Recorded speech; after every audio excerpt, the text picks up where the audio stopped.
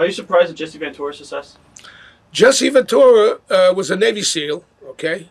And some of the things he should switch. He brought something in with religion, which he shouldn't get involved in that. He should say, look, I believe in God. That's it. Well, all these preachers, this and that. You want to run probably for president someday or whatever. He got 59% of the vote on his party ticket out there. And I'll tell you, now he's doing XFL. Smack XFL for the football. As I said, he's in there, and all. I just think he should be a little more laid back. And, whether if a guy is Jewish, he believes in God. If you're Christian, it's Jesus Christ. If you're Muhammad, Allah, it's, God for everybody. But don't be singling out some of these religions. Something he made a statement. I didn't hear it, but, he doesn't use his head sometimes for a politician. Was there any internal rivalries between you, Fred Blassie, and Grand Wizard? Was there any? Grand Wizard was the road manager of a singer called Johnny Ray. Okay, the guy that sang "Cry" was partly deaf. If your heart ache, I can't sing, but anyway, he was the road manager of Johnny Ray, and the Wizard was again a very good speaker, very good guy. But towards the end, the poor guy was sick, and he started. You could see he'd be shaking a little bit and all. Freddie Blassie, forget about it. Freddie Blassie owned the Southern Territory years ago. He owned Georgia. He was the boss like McMahon, right. And he wrestled. He was a champion. Then he went to California. And Freddie's done movies. Freddie did. He was very good friends with the girl from the Dick Van Dyke Show, Rosemary. I don't know. It was on. Yeah, that's before your time. But Freddie did a lot of stuff, and Freddie made a lot of money. Freddie was a big card in California. Then Freddie went to Japan, and he worked with a guy named Ricky Dozan. And Freddie went over there, and the guy hit his head and was bleeding, and Freddie jumped on him like a vampire, and it's a true story. He'd walk down the streets of Japan, and it showed you how realistic it was. He'd turn around, and 2-3 people dropped dead on him in the street. From the heart attacks, yeah. That's famous. Because he's like a vampire, and he got over. He married a Japanese girl, Miyoka, and they're up in Hartsdale now. They live in Freddie's, was very talented as a wrestler. And then I managed Freddie for a while. I was Freddie's man. Freddie did very well. We worked against Victor Rivera and different guys, Pedro Morales. What was Pedro like outside the ring? Pedro was a hot-headed guy, a very good guy. He came from an island off the coast of Puerto Rico called Calibra. It's a small island. Snake Island, it's called. And Pedro was very good. And Victor Rivera, I heard someone told me he has a bar in San Bernardino, California. Okay, and Victor was also from San Lorenzo, was another good wrestler, another good Puerto Rican boy. Like Johnny Rods. Johnny Rods got the gym in New York. Johnny Rodriguez is his name, yeah. Well, I guess, what is your current relationship with Vince McMahon Jr.? Nothing. He had my doll out, which sold out within a matter of 4 or 5 months. He had the myself, I think it was Freddie Blassie and Jimmy Snuka, and that did very well. I made some bucks with that, and I commended a couple of shots from appearances, and now I have a new doll coming out for the people from Rhode Island. It'll be in all hobby shops around the country, and you'll be seeing them out, and it looks like it's going to be a good one. I was going to ask you, today in wrestling, there's not a lot of male managers. It's a lot more women. And more women. That. What are your thoughts on that? Well, they're going according to the public, today they better see a nice, pretty girl out there, and they're looking at the boobs and what's going on, and you know what I mean? The only thing I think for the little kids, it's even some of the stuff we did too for the little kids wasn't that good. But what they should do today is let the kids know. Again, I keep saying not to try what you see, and I think cut the sexual part down a little bit, and just get a little more realistic. That's all. What are your thoughts on Herb Abrams? You did some stuff with him. Herb Abrams was a good guy. He paid me well. I was getting paid well, and Bruno was getting paid well. And the only thing Herb would go above his time. He wanted to be a guy came up like to interview us sometime, and Herb would want to be right there and all. Herb was a very aggressive type guy, and I think, God rest his soul, if he were around, I think he would have. Could have made some money. What did you exactly do in the UWF? I forgot your exact with Herb Abrams. Yeah. I talked and I managed. I don't know who I was managing then. Mick Foley was over there then, who was Mankind. Right. He had all the guys there, and you'd run shows every so often.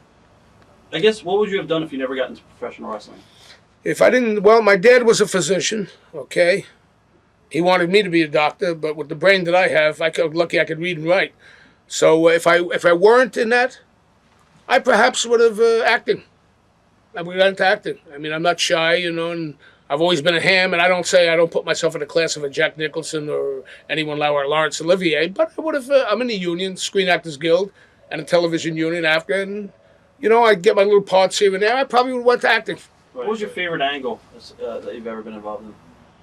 Favorite angle? Well, the thing, I guess, with Cindy, when I called her abroad, Right. and then she picked out her girl, and I had Moolah, that, I guess, and on the talk shows, the stuff we did funny at the time with Piper and I had Bob Orton, when I made some cooking for them, and I put that Tabasco in, stuff like that. That show was a funny show. And then the playing the pumpkin, and with the big fat, a lot of Tabasco Albano. Do you have any really interesting road stories that stick out in your mind? Road stories, let me see. Oh, Freddie Blassie, okay, the poor Haystack Calhoun, God rest his soul, was a good guy, okay? Never got along with Freddie Blassie. So Stax is leaving the territory. Now we're in Pennsylvania. We used to shoot in Allentown, Hamburg, and we lived in the Abraham Lincoln Hotel and so forth. So Stax is leaving. Now Stax couldn't fit in a regular car. Now, poor Billy had diabetes. He lost his foot, his leg, came down 300 pounds, and still he passed away. But at that time, Bill's leaving, and Blassie and him hated each other. So Stax had a little dog named Jules. It was a little bulldog. And Stax would take the dog out and go in the back of the building where all the boys would hang out. In the summer, you walked in and out because it was hot in the building. And it was air conditioned, but it was still hot. And he'd take his little dog out and put him on like it was a fire hydrant, and then put a bowl of food down for the dog, right? And Stax is going in the ring. So Freddie gets shoe fly. Shoe fly is like X-Lax. See if you get it. Now Stax is leaving the territory. He's got all his clothes in the car. Those coveralls he used to wear, the big horseshoe. He had an extra horseshoe. Everything hung up nice in the car, the thing. Okay? Freddie Blassie turned. Now Stax is on there with 3 hours of wrestling. So Stax is in the first tape, and then he's on the last tape before he left the territory. Okay? So Freddie takes the shoe fly while Stax is in the ring and puts it in the dog's food. That little son of a gun ate all the food. Now Stax comes back, oh my, he said, neighbor's looking fine. Little dog, ooh, looking good. Takes the dog out, takes him, walks him around, dog takes a leg, the dog's fine. Puts the dog back in the truck. He figures the dog's all right. Third match comes in, he goes in, the dog drops mud. Blassie goes off to the window while Stax is in, knocks at the window, the dog runs through it, all over the car. Bastard Freddie Blassie goes to the other window. I saw, Fred, come on. Bing, bing, knocks, and the little dog was a hyper little thing, right? Runs through the crowd. Shit all over the place. I mean, dirt all over. You couldn't have Stax come by. Oh, my, neighbor had an accident. I didn't want to tell him. He sure did. That was Fred. Now we got midgets. You had little Brutus and those guys. Sky Lolo, I don't know if Sky had an argument with his wife if he's still around. His wife threw him down the stairs, broke his back. I mean, he was used to when he have a few drinks. Oh, yeah, he's at the pool room in the Eddie Stone Hotel where the Sheik used to be years ago. He's shooting pool because it was a freehold hotel, $21 a week for a room, and the bar was on the same floor. Sky's over there shooting pool, but he was like a dot. He's this high, and the pool table's that high. Some guy comes in half up. Hello, Shorty. Rubbed his head. Sky hits the guy right in the boom down below. Don't ever call me Shorty. Anyway, I think it was Brutus. We're in again Pennsylvania. Okay, who the heck was it? Now it's in the men's room. We're down in where we did Hamburg, Allentown, Pennsylvania, and we're doing a show. The little midget, little Brutus, who's now somebody told me is at the desk on the police station up in Montreal. He's like answers phones and stuff like that, okay? So turns around and he gets this little truck, remote control, right? Right. Gets a little truck. Now, in the men's room, there's this slot underneath where you can see out. I forgot who the wrestler was that was in the bathroom going to the toilet, dropping some mud.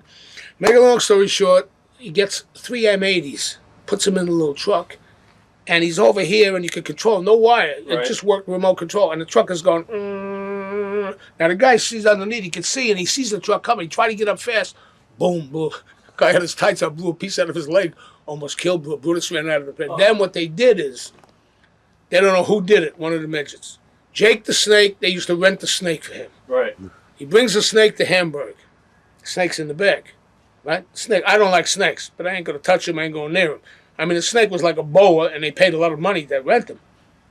What they did, they got a machete or something like that. They cut the snake up in the bag. What's the name? Came back, the snake was pieces. How the hell they went through the thing? I think it was one of the midgets. The stuff, the ribs, what they would pull. They found out the snake. I mean, McMahon cost McMahon how many $1,000s to buy to pay for the snake? That's kind of sick. Oh yeah. I didn't see it, but I know the snake was gone. And it's like they still keep moving sometime after they're dead for a while, but you know, Oh. the hell knows. Watch thousands of exclusive shoot interviews right now on TitleMatchNetwork.com.